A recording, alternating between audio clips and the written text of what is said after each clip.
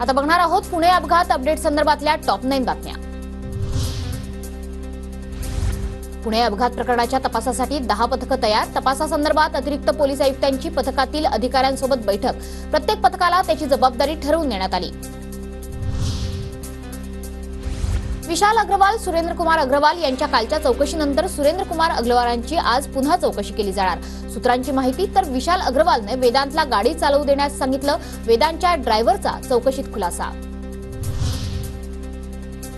पुण्यातील कार अपघात प्रकरणी आरोपींना आज कोर्टात हजर करणार। पुणे पोलीस 7 दिवसांच्या पोलीस कोठडीची न्यायालयाकडे मागणी करणार। अपघात प्रकरणी आज पुण्यामध्ये 3 आंदोलनं। रवींद्र धंगेकरांच्या नेतृत्वात पोलीस आयुक्तालयाबाहेर आंदोलन। शरद पवार गट जिल्हाधिकारी कार्यालयासमोर ठिय्या मांडणार। तर पब वाचवण्यासाठी पुण्यातील पब मालकांचं राजा बहादूर मिलजवळ आंदोलन। पुणे पोलिसांनी येरवडा पोलीस ठाण्याचं सीसीटीव्ही फुटेज ताब्यात घेतलं। अल्पवयीन आरोपीला पोलीस ठाण्यात पिझ्झा बर्गर दिल्याचा आरोप।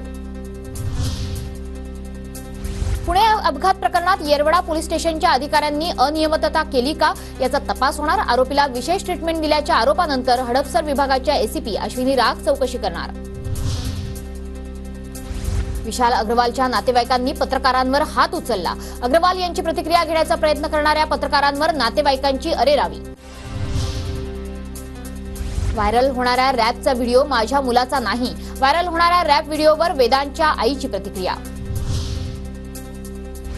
पुणे पोर्शे अपघात प्रकरणात ड्रग्ज अँगलवरून सुद्धा तपास सुरू। सूत्रांची माहिती शनिवारी आणि रविवारी रात्रीच्या पार्टीत आरोपीनं मित्रांसोबत दारूसह अंमली पदार्थांचं सेवन केल्याचा पोलिसांना संशय आहे।